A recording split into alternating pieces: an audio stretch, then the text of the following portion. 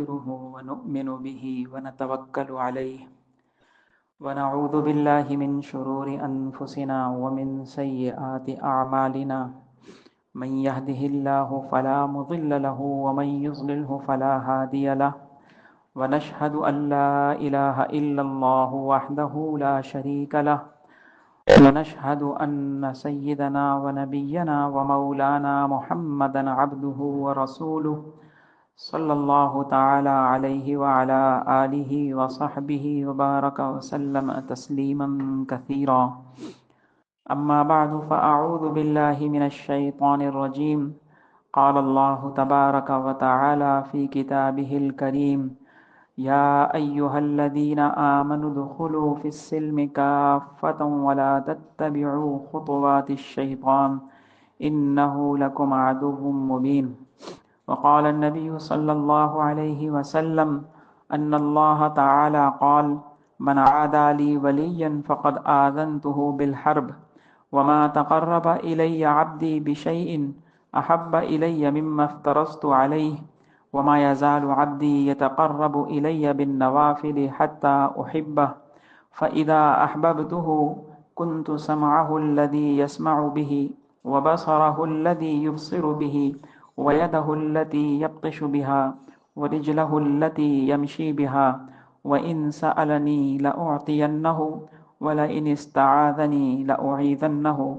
أو كما قال عليه الصلاة والسلام بارك الله لنا ولكم في القرآن العظيم ونفعنا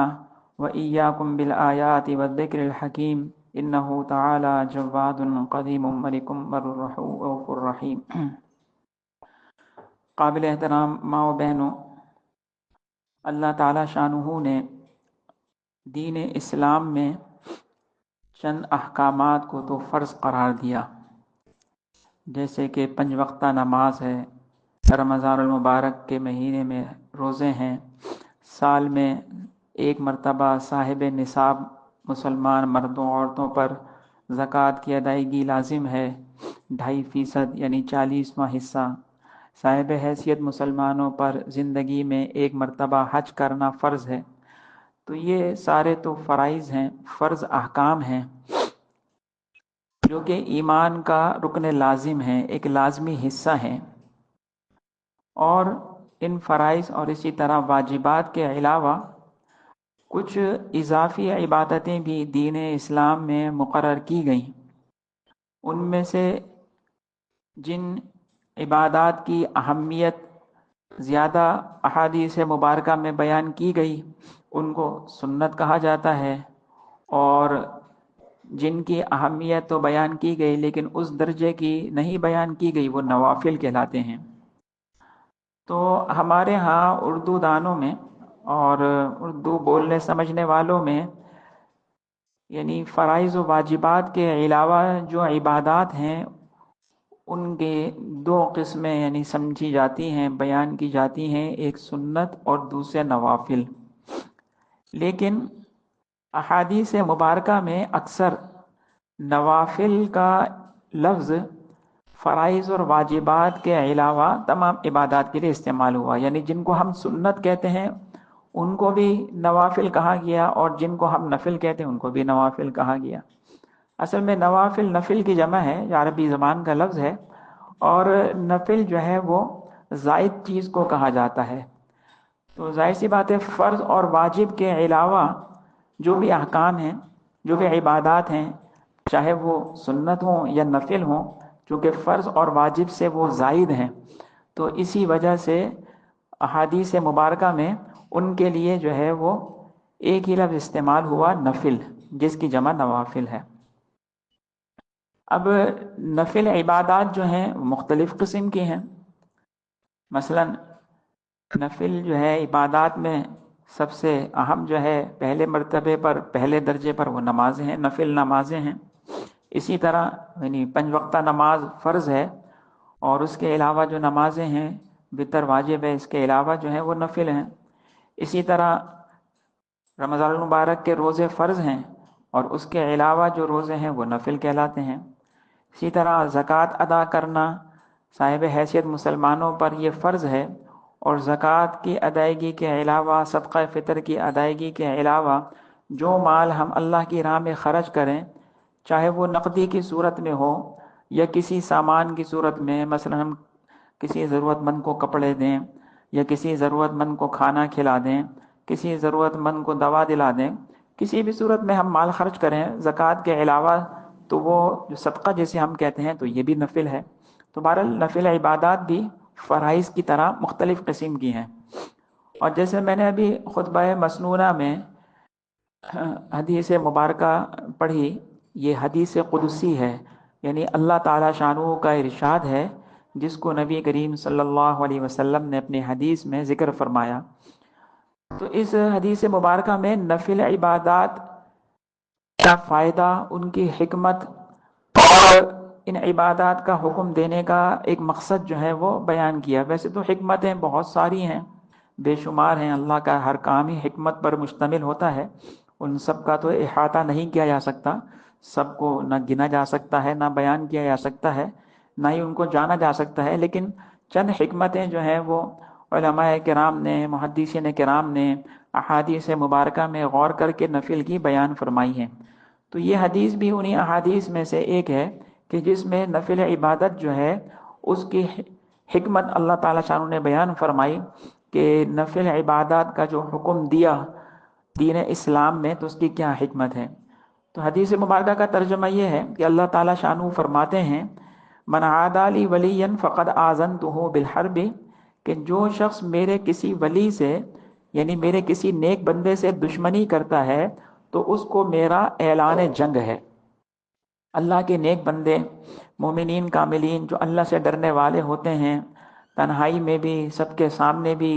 اللہ تعالیٰ کی نافرمانیوں سے بچنے والے ہوتے ہیں، اور جن کے دل میں تقوی ہوتا ہے، اعلیٰ درجے کا خوف خدا ہوتا ہے، تو ایسے نیک بندوں کو ہم بھی اردو میں بھی ولی کہتے ہیں، عربی زبان میں بھی اس کے لیے ولی کا لفظ استعمال ہوتا ہے، اور وہی اس حدیث مبارکہ میں ذکر کیا گیا۔ تو اللہ تعالیٰ نے فرمایا کہ جو میرے ولی کسی بھی ولی یعنی کسی بھی نیک بندے سے دشمنی کرتا ہے تو اس کو اللہ فرماتے ہیں میری طرف سے اعلان جنگ ہے۔ یعنی وہ یہ نہ سمجھے کہ یہ جو بندہ ہے، جو انسان ہے، تو میں اس سے دشمنی کروں گا اور یہ بیچارہ بظاہر کمزور ہے، دنیاوی اعتبار سے کوئی قوت والا نہیں ہے، کوئی مال والا نہیں ہے، عہدے والا نہیں ہے، تو لہذا میں اس کے ساتھ جیسا چاہوں معاملہ کروں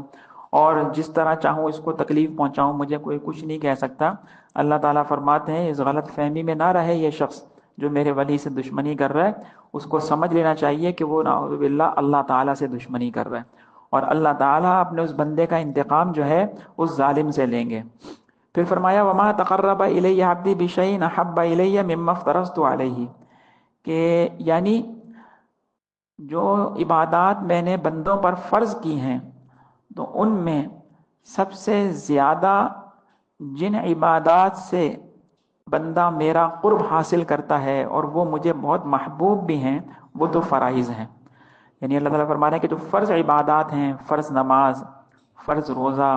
فرض زکوٰۃ، فرض قربانی، فرض حج، تو یہ جتنے بھی فرائض ہیں تو سب سے زیادہ ان کے ذریعے اللہ کا قرب حاصل ہوتا ہے، بندہ اللہ تعالیٰ کے قریب ہوتا ہے، اللہ تعالیٰ کے تعلق میں اس کا یعنی اضافہ ہوتا ہے، اللہ تعالیٰ کا دھیان، اللہ تعالیٰ کا حضور جو ہے اس بندے کو نصیب ہوتا ہے فرائض کے ذریعے، اور یہ اللہ کو بہت محبوب بھی ہیں، فرض عبادات اللہ کو انتہائی پسندیدہ بھی ہیں، تو بندے کو اللہ کے قریب کرنے والی بھی ہیں سب سے زیادہ، اور اللہ کو سب سے زیادہ محبوب بھی ہیں۔ اور پھر فرمایا کہ وما یزال عبدی یتقرب الی بالنوافل حتی احبہ، تو فرائض سے تو اللہ کا قرب حاصل ہوتا ہے، وہ تو بہت ہی اعلیٰ درجے کا قرب حاصل ہوتا ہے، لیکن اس کے ساتھ ساتھ فرمایا کہ جو بندہ نفل عبادت ادا کرتا ہے، نفل عبادات کا اہتمام کرتا ہے، تو وہ بھی مسلسل اللہ تعالیٰ کے قریب ہوتا رہتا ہے، اس کو بھی اللہ تعالیٰ کا قرب حاصل ہوتا رہتا ہے، اور ایک وقت آتا ہے کہ اللہ تعالیٰ اس بندے سے محبت کرنے لگتے ہیں۔ یہاں مراد یہ ہے کہ یعنی فرائض کی ادائیگی کے بعد ایک بندہ جو ہے، ایک مسلمان بندہ یا بندی فرض عبادات تو ادا کر رہا ہے، فرائض و واجبات کا تو اہتمام کر رہا ہے یا کر رہی ہے، اور اس کے ساتھ ساتھ وہ پھر نفل کا بھی اہتمام کرے، تو اس سے بھی اللہ کا قرب حاصل ہوتا ہے، اور اتنا قرب حاصل ہوتا ہے اتنا کہ آخر کار اس بندے سے یا اس مسلمان بندی سے اللہ تعالی محبت کرنے لگتے ہیں۔ یعنی حقیقت تو یہ ہے کہ اللہ تعالی ہمارے محبوب ہیں اور ہم محب ہیں، یعنی ہم ان سے محبت کرنے والے ہیں، سمجھے نا، کیونکہ وہ ہمارے خالق ہیں، مالک ہیں، رازق ہیں۔ تمام نعمتیں جو ہم استعمال کر رہے ہیں دنیا کی ہے وہ اللہ نے ہمیں عطا فرمائی، آخرت کی بھی ساری نعمتیں اللہ کی طرف سے ہی ملیں گی۔ تو ہر اعتبار سے اللہ تعالیٰ کے ہم پر بے شمار احسانات ہیں، تو اصل تو ہمیں ان سے محبت ہے اور کرنی چاہیے، وہ ہمارے محبوب ہیں۔ لیکن جو مسلمان بندہ یا بندی نفل عبادات کا اہتمام کرتا ہے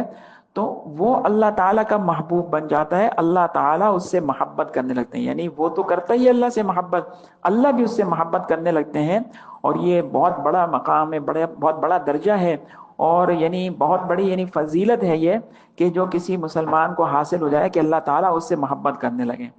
پھر اللہ تعالیٰ فرماتے ہیں کہ اللہ تعالیٰ کی محبت کا اثر کیا ہوتا ہے، نتیجہ کیا ہوتا ہے؟ فَإِذَا أَحْبَبْتُهُ، اللہ فرماتے ہیں جب میں اس سے محبت کرتا ہوں تو كُنْتُ سَمْعَهُ الَّذِي، میں اس کا کان بن جاتا ہوں جس سے وہ سنتا ہے،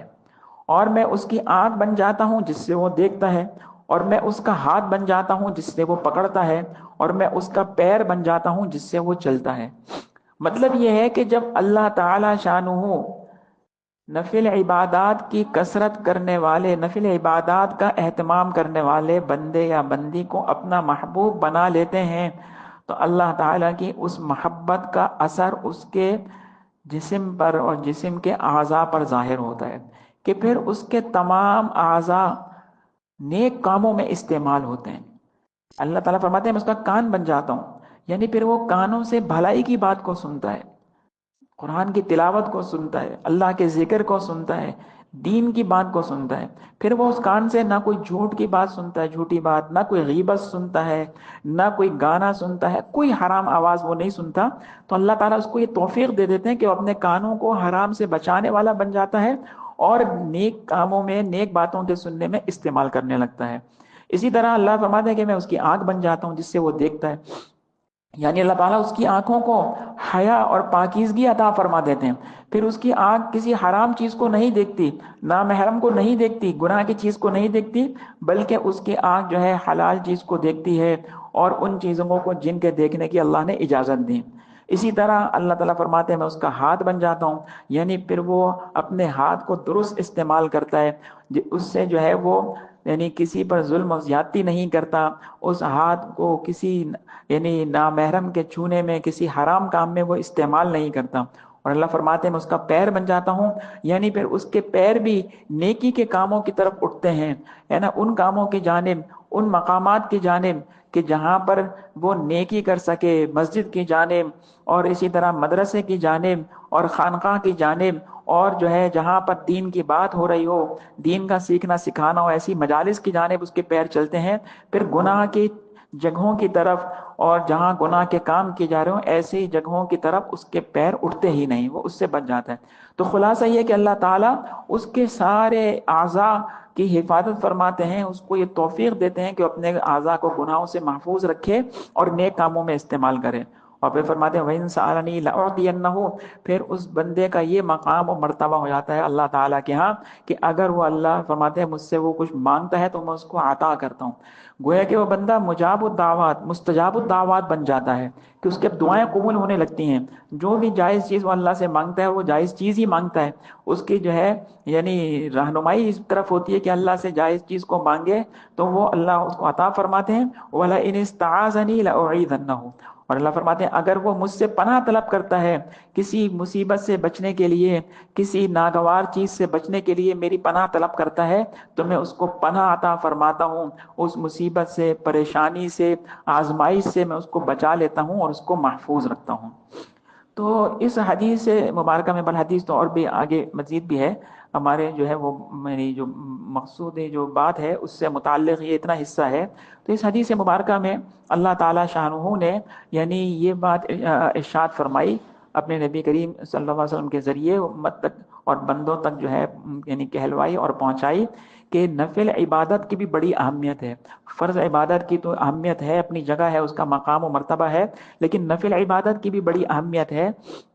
کہ نفل عبادت جو ہے اس کی وجہ سے بندہ اللہ کے قریب ہوتا ہے، اللہ کا قرب حاصل ہوتا ہے، اور وہ اللہ کا محبوب بن جاتا ہے اور اللہ کا ولی بن جاتا ہے، اور پھر اللہ تعالیٰ اس کے سارے اعضاء کو پاکیزگی عطا فرماتے ہیں، پھر اس کے سارے اعضاء اللہ کی رضا کے کاموں میں استعمال ہوتے ہیں، ناراضگی والے کاموں سے جو ہے کیا یعنی وہ محفوظ رہتا ہے، اور پھر اس کی دعائیں قبول ہوتی ہیں، جو بھی کسی یعنی کوئی جائز ضرورت کی چیز وہ مانگتا ہے اللہ اس کو عطا فرماتے ہیں، کسی پریشانی مصیبت سے بچنے کی دعا مانگتا ہے اللہ تعالیٰ اس کو اس چیز سے حفاظت عطا فرماتے ہیں۔ تو یہ ایک بہت بڑا فائدہ ہے نفل عبادات کا۔ اور جیسے کہ میں نے عرض کیا کہ نفل عبادات جو ہیں وہ فرائض کی طرح مختلف قسم کی ہیں،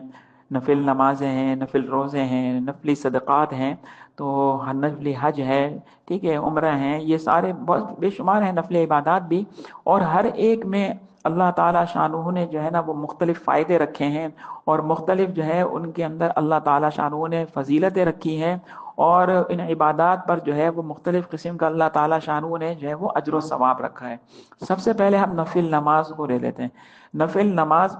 یعنی فرض اور واجبات کے علاوہ جتنے بھی ہم نمازیں پڑھتے ہیں، خواہ وہ سنت موقدہ ہوں، سنت غیر موقدہ ہوں، یا ان کے علاوہ نفل ہوں، پھر نوافل میں چاہے وہ نوافل کہ جو 5 وقتہ نمازوں کے ساتھ پڑھے جاتے ہیں، یا ان کے علاوہ جیسے تہجد کی نماز، اشراق کی نماز، چاشت کی نماز، اوابین کی نماز، ٹھیک ہے نا، اور بھی بے شمار نفلی نمازیں ہیں، صلاۃ التسبیح ہے، صلاۃ التوبہ ہے، تحیۃ الوضو ہے، تحیۃ المسجد ہے، تو جتنی بھی نفلی نمازیں ہیں تو ان سب نمازوں کی بے شمار احادیث مبارکہ میں فضیلت بیان کی گئی، ان پر ملنے والے اجر و ثواب کو بیان کیا گیا، ان نمازوں کے پڑھنے کی اللہ کے نبی صلی اللہ علیہ وسلم نے ترغیب دی، اور بلکہ خود ان پر عمل کر کے دکھلایا۔ اور ان نفل نمازوں کا جو ہے ایک بڑا فائدہ جو ہے وہ احادیث مبارکہ میں ذکر کیا گیا، چنانچہ سنن ابو داؤد اور سنن ترمذی کی روایت ہے، نبی کریم صلی اللہ علیہ وسلم نے ارشاد فرمایا ان اول ما يحاسب به العبد يوم القيامه من عمله الصلاة،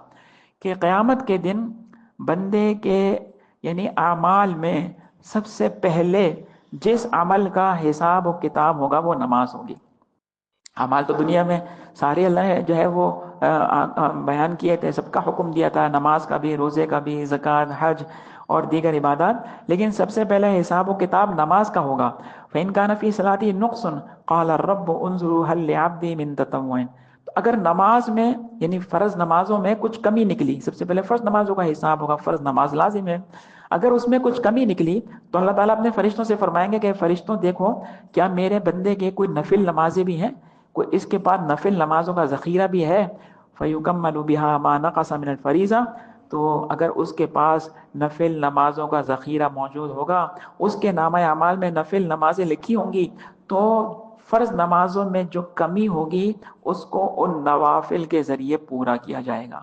تو یہ نفل نمازوں کی ایک بہت بڑی فضیلت اللہ تعالیٰ نے جو ہے اللہ کے نبی کریم صلی اللہ علیہ وسلم نے اس حدیث مبارکہ میں بیان فرمائی۔ یعنی ایک تو میں نے جو پہلے عرض کی وہ تو ہر نفل عبادت کی فضیلت ہے کہ کوئی بھی نفل عبادت ہو اس سے اللہ کا قرب حاصل ہوتا ہے، بندہ اللہ کے قریب ہوتا چلا جاتا ہے، اللہ کا جو ہے ولی بن جاتا ہے، مستجاب الدعوات بن جاتا ہے۔ اور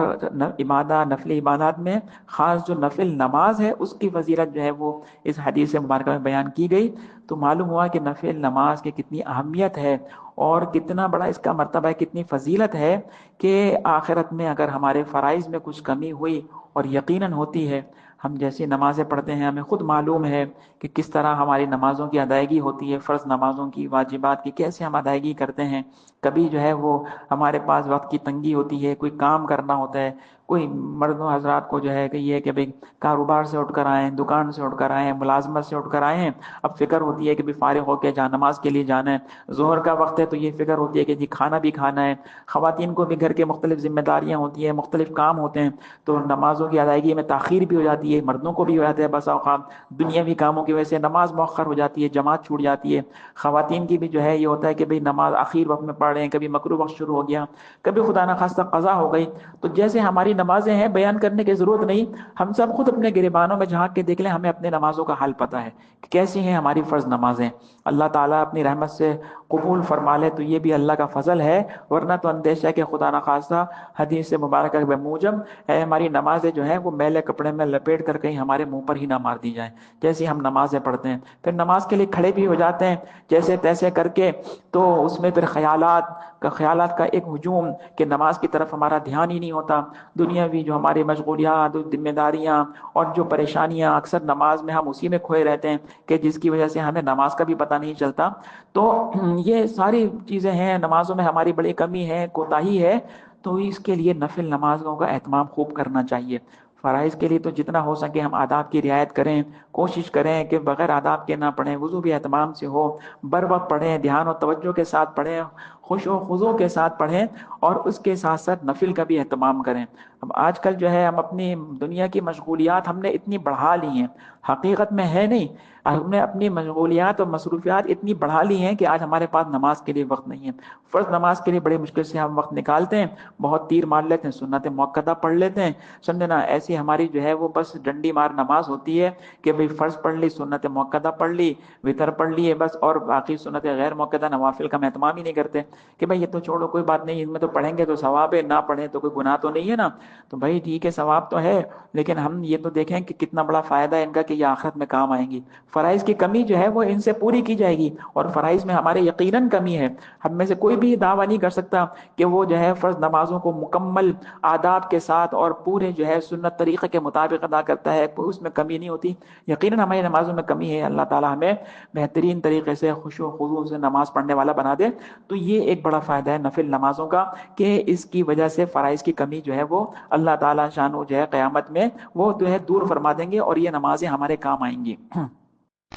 اچھا جی، پھر یہ جو یعنی نفل نمازیں ہیں تو ان میں پھر میں نے جیسے عرض کیا کہ بہت ساری جو ہے وہ نمازیں ہیں جو کہ یعنی اللہ کے نبی صلی اللہ علیہ وسلم نے اپنی احادیث مبارکہ میں بیان فرمائی اور ان کی ترغیب دی اور خود ان پر عمل کر کے دکھایا، سمجھے نا۔ ان میں سب سے جو یعنی کہنا چاہیے سب سے افضل اور سب سے زیادہ اہمیت والی جو نماز ہے نفل نمازوں میں وہ تہجد کی نماز ہے۔ قرآن کریم کی مختلف آیات مبارکہ میں بھی اس کی طرف جو ہے اللہ تعالیٰ شاہ نے ارشاد فرمایا، اس کا تذکرہ فرمایا، اور نبی کریم صلی اللہ علیہ وسلم نے بہت ساری احادیث میں تہجد کی فضیلت بیان فرمائی، اس کی ترغیب دی۔ چنانچہ قرآن کریم کی سورہ مزمل میں اللہ تعالیٰ شاہ نے ارشاد فرمایا، اعوذ باللہ من الشیطان الرجیم ان ناشئۃ اللیل ہی اشد وطئا واقوم قیلا،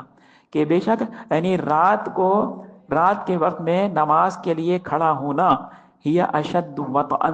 یہ نفس کو بہت زیادہ دبانے والا عمل ہے۔ یعنی رات کو تہجد کی نماز پڑھنا یہ ایسا عمل ہے کہ اس سے نفس پر انسان کو خوب قابو حاصل ہو جاتا ہے۔ ہمارا نفس جو ہے نا یہ ایک سرکش گھوڑے کی طرح ہے، سمجھنا، بلکہ بن چکا ہے نا ہماری اپنی کوتاہی سے۔ تو اللہ تعالیٰ فرماتے ہیں کہ رات کی نماز جو ہے نفس پر قابو پانے کے لیے بہت زیادہ مؤثر ہے اور مفید ہے۔ وَأَقْوَمُ قِيلًا، اور اس وقت جو زبان سے نکلتا ہے وہ ٹھیک دل کے بالکل مطابق ہوتا ہے، یعنی وہ بات دل سے نکلتی ہے۔ دوسری آیت میں فرمایا، یعنی اللہ تعالیٰ کے نیک بندوں کی صفت بیان فرمائی سورہ سجدہ میں، تتجافى جنوبهم عن المضاجع، کہ ان کے پہلو جو ہے وہ خواب گاہوں سے الگ رہتے ہیں۔ کس وقت؟ یعنی رات کے وقت جو آرام کا وقت ہوتا ہے، جس وقت سب لوگ سو رہے ہوتے ہیں، تو وہ اپنے بستروں سے اپنے خواب گاہوں سے دور ہوتے ہیں، ان کے پہلو یعنی وہ آرام نہیں کرتے، بہت تھوڑا آرام کرتے ہیں، اور یدعون ربهم خوفا وطمعا، اللہ کے سامنے نماز میں کھڑے ہو جاتے ہیں تہجد کے وقت، اور اپنے رب کو جو ہے امید اور خوف کے ساتھ پکارتے ہیں، اس سے دعائیں مانگتے ہیں۔ اسی طرح سورہ بنی اسرائیل میں فرمایا، وَمِنَ اللَّيْلِ فَتَهَجَّدْ بِهِ نافلۃ لک، اے نبی کریم صلی اللہ علیہ وسلم آپ تہجد کے وقت اس قرآن کو پڑھیے، اور یہ آپ کے لیے جو ہے ایک زائد حکم ہے جو آپ کے ساتھ خاص ہے۔ عسیٰ ان یبعثک ربک مقام محمودا، امید رکھنی چاہیے کہ آپ کو آپ کا رب مقام محمود پر فائز کر دے گا، مقام محمود تک پہنچا دے گا۔ یعنی یہ تہجد کی ادائیگی جو ہے مقام محمود، یہ عالم آخرت میں جنت کے بلند ترین درجات میں سے ہوگا، اور اللہ کے نبی صلی اللہ علیہ وسلم نے حدیث میں ارشاد فرمایا کہ وہ صرف ایک بندے کو ملے گا، اور مجھے اللہ کی ذات سے امید ہے کہ وہ بندہ میں ہی ہوں گا۔ تو اللہ تعالیٰ فرما رہے ہیں کہ یہ تہجد پڑھیے اللہ کے نبی، یہ تہجد کی ادائیگی آپ کو مقام محمود تک پہنچا دے گی۔ تو بعض یعنی محدثین نے لکھا کہ اس آیت سے معلوم ہوا کہ مقام محمود اور نماز تہجد میں ایک خاص تعلق ہے، ایک خاص نسبت ہے۔ تو لہذا جو امتی تہجد کا یعنی شغف رکھیں گے، تہجد کا اہتمام کریں گے، تو انشاءاللہ مقام محمود میں کسی درجے میں حضور اکرم صلی اللہ علیہ وسلم کی رفاقت ان کو بھی نصیب ہوگی۔ جیسے بڑے لوگ ہوتے ہیں نا، بڑے لوگ ہوتے ہیں،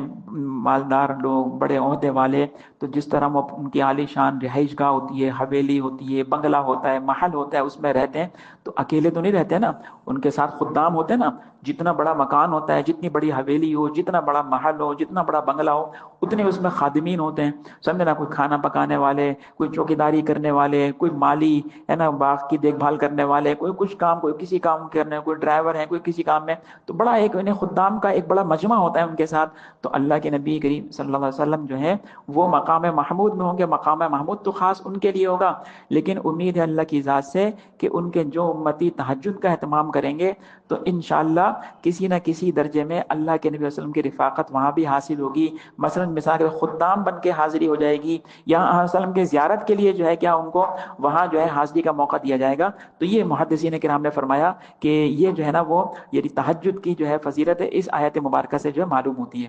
اور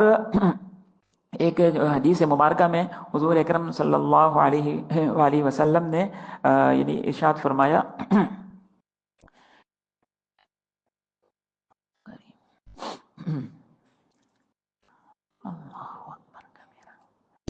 یعنی نفل نماز جو ہے مطلق تہجد کے علاوہ اس کا ایک خاص جو ہے وہ فائدہ جو ہے اللہ کے نبی صلی اللہ علیہ وآلہ وسلم نے جو ہے ارشاد فرمایا،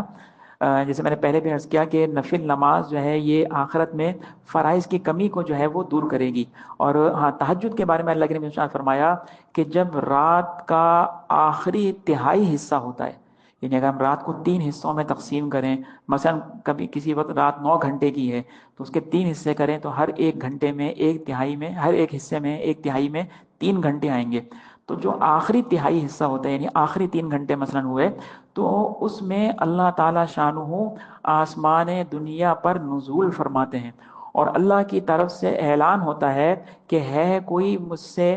مانگنے والا کہ میں اس کو عطا کروں، ہے کوئی مغفرت طلب کرنے والا کہ میں اس کی جو ہے وہ مغفرت کروں، ہے کوئی دعا مانگنے والا کہ میں اس کی دعا کو قبول کروں۔ یعنی یہ اعلانات ہوتے ہیں اللہ کی طرف سے، یعنی اللہ کی خاص تجلی ہوتی ہے تہجد کے وقت میں، رات کے آخر حصے میں، آخری تہائی میں، آخری پہر میں جو تہجد کا افضل وقت ہے، اللہ کی خاص تجلی ہوتی ہے دنیا کے آسمان پر، اور اللہ کی طرف سے اعلان ہوتا ہے۔ تو جو بندے اس وقت اٹھ کر جو ہے تہجد کی نماز ادا کرتے ہیں تو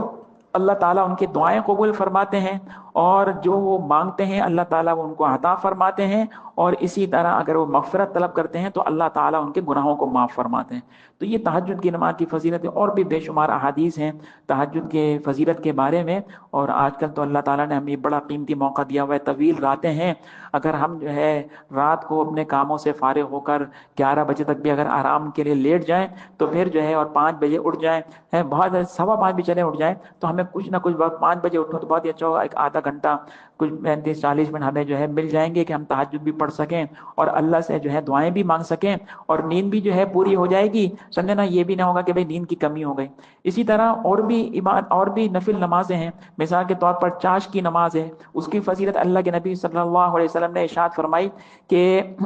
فرمایا کہ بھئی جب انسان صبح کرتا ہے تو اس کے جسم کے ہر جوڑ کے بدلے میں ایک صدقہ دینا اس پر لازم ہوتا ہے صبح کے وقت، کہ بھئی اللہ نے صحیح سلامت اٹھا دیا، الحمدللہ سارا جسم سلامت ہے، تو ہر جوڑ کے بدلے میں جو ہے ایک صدقہ دینا لازم ہوتا ہے۔ پھر فرمایا کہ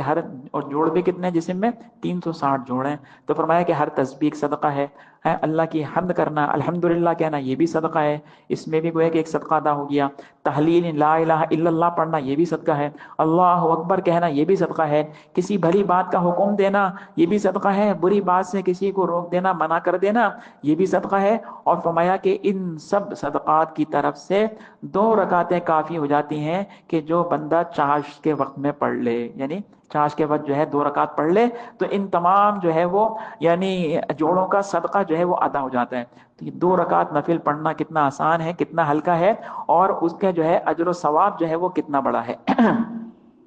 اسی طرح اللہ کے نبی صلی اللہ علیہ وآلہ وسلم نے جو ہے ارشاد فرمایا اشراق کی نماز کی فضیلت کے بارے میں کہ اللہ تعالیٰ فرماتا ہے کہ اے میرے بندے تو دن کی ابتدا میں 2 رکعات پڑھ لے، میں دن کی انتہا تک ختم ہونے تک تیرے ہر کام کے لیے کافی ہو جاؤں گا۔ یعنی جو شروع میں 2 رکعت پڑھ لی، جب سورج طلوع ہو جاتا ہے، مغرب ختم ہو جاتا ہے، تقریباً 2 گھنٹے اشراق کا وقت ہوتا ہے، اس میں 2 رکعت اشراق کی نماز پڑھ لیں تو اللہ تعالیٰ شانہ فرماتے ہیں کہ دن ختم ہونے تک، غروب تک اللہ تعالیٰ ہر کام کے لیے جو ہے کافی ہو جائیں گے۔ اس بندے کا ہر کام جو ہے اللہ تعالیٰ بنا دیں گے، ہر کام میں اللہ تعالیٰ اس کی مدد فرمائیں گے۔ اسی طرح جو ہے اوابین کی نماز کے بارے میں آتا ہے کہ جو شخص مغرب کے بعد جو ہے 6 رکعت نفل اوابین کی پڑھے تو اللہ تعالیٰ شانہ اس کے تمام گناہوں کو معاف فرما دیتے ہیں، اگرچہ سمندر کے جھاگ کے برابر ہوں۔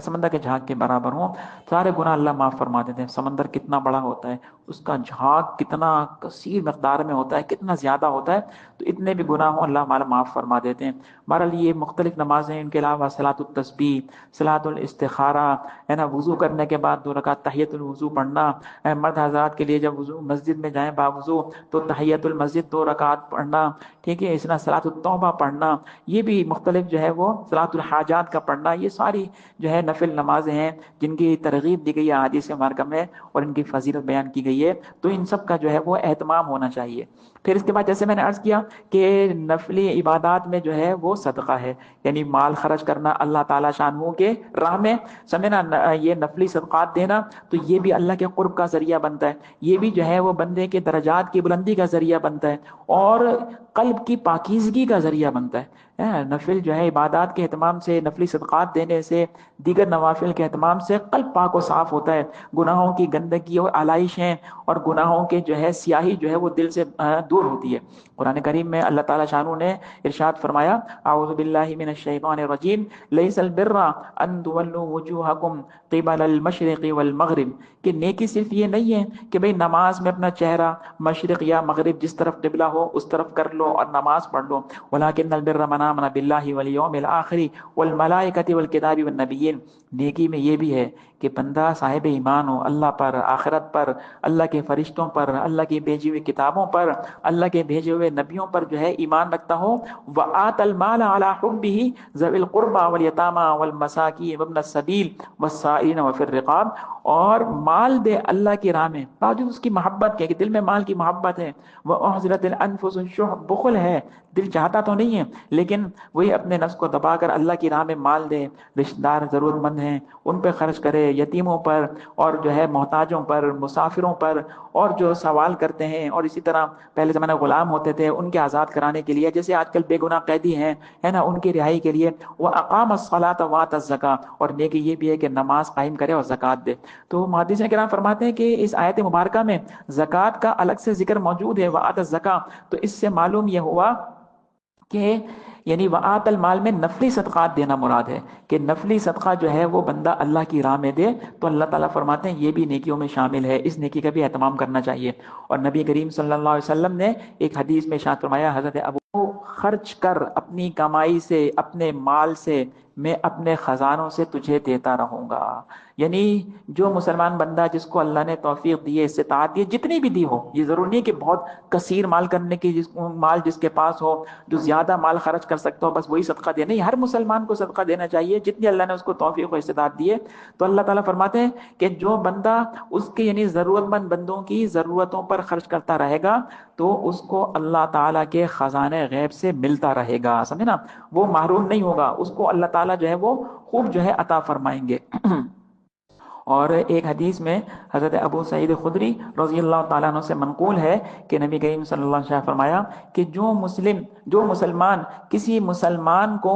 کپڑا پہناتا ہے جبکہ وہ بیچارہ برہنہ تھا، ہے نا، اس کا جسم جو ہے وہ کپڑوں سے محروم تھا، اس نے اس کو کپڑا دیا تو اللہ تعالیٰ اس کو جنت کا سبز لباس پہنائیں گے۔ اور جو مسلمان کسی مسلمان کو کھانا کھلاتا ہے جبکہ وہ بھوکا ہو، ہے نا، بھوک کی حالت میں، تو اللہ تعالیٰ اس کو جنت کے پھلوں میں سے جو ہے کھلائیں گے۔ اور جو مسلمان کسی مسلمان کو پانی پلاتا ہے پیاس کی حالت میں کہ بیچارہ پیاسا تھا، تو اللہ تعالیٰ اس کو یعنی مہر لگی ہوئی خالص شراب سے جو ہے کیا جنت کی پلائیں گے، جنت کی خالص شراب کہ جس پر مہر لگی ہوئی ہوگی کہ اس کو پہلے کسی نے کھولا نہیں ہوگا، کچھ اس میں ذرا بھی گرد و غبار کچرا نہیں ہوگا، صاف ستھری خالص شراب اللہ اس کو پلائیں گے۔ تو بہرحال نفلی صدقات ان کے بھی جو ہے وہ یعنی بڑی فضیلت اللہ کے نبی یعنی صلی اللہ علیہ وآلہ وسلم نے جو ہے وہ ارشاد فرمائی۔ اسی طرح جو ہے کیا نفلی روزہ ہے، نفلی روزے کی فضیلت بھی جو ہے وہ احادیث مبارکہ میں آتی ہے۔ حضور اکرم صلی اللہ علیہ وسلم نے فرمایا کہ لِكُلِّ شَيْءٍ زَكَاةٌ وَزَكَاةُ الْجَسَدِ الصَّوْمُ،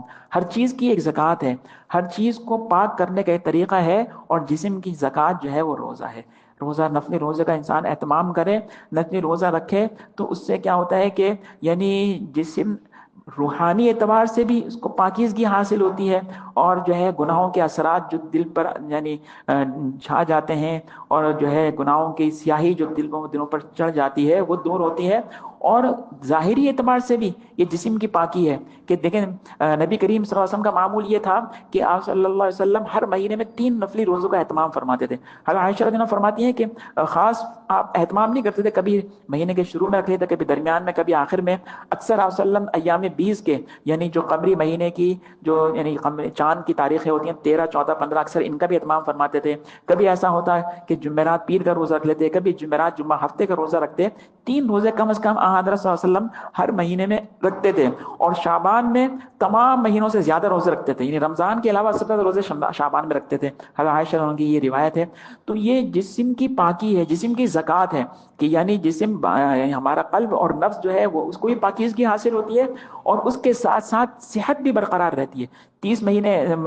دن، مہینے کے 30 دن ہم کھاتے پیتے رہتے ہیں، تو اسی وجہ سے جو ہے یہ آج کل بیماریاں ہیں، شوگر کی بیماریاں ہیں، بلڈ پریشر کی بیماریاں ہیں، دل کے امراض ہیں، مختلف بیماریوں میں ہم جو ہے وہ مبتلا ہیں، یہ اسی وجہ سے کہ ہم ہر وقت کھاتے پیتے رہتے ہیں۔ سمجھے نا، بس صرف رمضان کے روزوں کا اہتمام کرتے ہیں، جبکہ نبی کریم صلی اللہ علیہ وسلم ہر مہینے میں کم سے کم 3 روزے رکھا کرتے تھے۔ تو کبھی کبھی اگر ہم جو ہے وہ روزے رکھ لیں، سمجھے، تو یہ ہمارا جو ہے جسمانی نظام بھی صحیح رہے گا، اور یعنی ظاہری اعتبار سے بھی جسم کو صحت حاصل ہوگی۔ اور دوسری حدیث مبارکہ میں اللہ کے نبی نے فرمایا الغنیمت الباردۃ الصوم فی الشتاء، کہ ٹھنڈی غنیمت ہے، بڑی آسان غنیمت ہے سنا سردی میں روزے رکھنا۔ سمجھے نا، تو مقصد یہ ہے کہ یعنی گرمی میں تو چلو نفلی روزہ رکھنا ذرا مشکل ہوتا ہے، گرمی میں دن بھی لمبے ہوتے ہیں، پھر گرمی کی شدت، دھوپ کی شدت، جس کی وجہ سے پیاس بھی لگتی ہے، بھوک بھی لگتی ہے، وقت بھی طویل ہوتا ہے۔ لیکن یہ سردی کے دن جو اللہ نے عطا فرمائے ہیں، جیسے یہ رات کی نماز تہجد کے لیے بڑے قیمتی دن ہے، تو نفلی روزوں کے لیے بڑے قیمتی دن ہے۔ اور بھائی نفل سے زیادہ تو یہ ہے کہ بھائی خواتین کے تو جو ہے وہ رمضان کے روزے جو ہے وہ رہ ہی جاتے ہیں ہر سال، سمجھے نا، جو مہینے کا شرعی عذر ہے اس کی وجہ سے رہ جاتے ہیں۔ بعض خواتین کے ایسا ہوتا ہے کہ رمضان کے مہینے میں جو ہے وہ حالت حمل ہوتی ہے، پریگننسی ہوتی ہے، اس کی وجہ سے روزے رہ جاتے ہیں، کچھ یا سارے رہ جاتے ہیں۔ بعض خواتین بچوں کو دودھ پلا رہی ہوتی ہیں، رمضان کا مہینہ ہے اس کی وجہ سے کچھ روزے رہ جاتے ہیں۔ تو یہ ان روزوں کی ادائیگی کے لیے تو یہ سردی کے دن بہت بڑی غنیمت ہیں۔ اللہ کے نبی صلی اللہ علیہ وسلم نے نفل کا فرمایا، بہرحال نفل کا تم کریں اہتمام، لیکن فرائض کا پہلے اہتمام کریں، ان کی ادائیگی کی پہلے فکر کریں، سمجھے نا۔ اور اس کے ساتھ ساتھ یہ کہ ان کو نفل کا بھی اہتمام کریں، اللہ توفیق عطا فرمائے۔ دن بھی چھوٹے ہیں، پیاس بھی نہیں لگتی، دن چھوٹے ہونے کی وجہ سے بھوک کا احساس بھی نہیں ہوتا، اور روزے کا پورا کرنا بہت آسان ہوتا ہے۔ اللہ عمل کی توفیق دے۔ تو بہرحال یہ نفل عبادات جو ہیں، نمازیں ہیں، نفلی صدقہ ہے، نفلی روزے ہیں، یہ سب بڑی قیمتی ہیں، ان کا بڑا مقام و مرتبہ ہے۔ ہم صرف اس وجہ سے کہ بھئی یہ تو نفل ہیں، ان کے کرنے کا کوئی سختی سے مطالبہ تو ہے نہیں، اور اگر نہ کریں تو کوئی گناہ تو ہے نہیں، صرف اس بنا پر ان کو چھوڑ دیں، یہ بالکل مناسب نہیں ہے، کیونکہ اس سے اللہ کا قرب بھی حاصل ہوتا ہے، اور اس سے یہ جو ہے ہمارے یعنی دل اور جو ہے جسم اور نفس کے اور روح کی جو ہے یعنی پاکیزگی کا بھی جو ہے وہ سبب ہے، اور آخرت میں فرائض کی کمی بھی ان سے دور کی جائے گی۔ اللہ تعالیٰ مجھے آپ کو سب کو ان عبادات کا اہتمام کرنے کی بھی توفیق عطا فرمائے۔ وآخر دعوانا الحمد للہ رب العالمین۔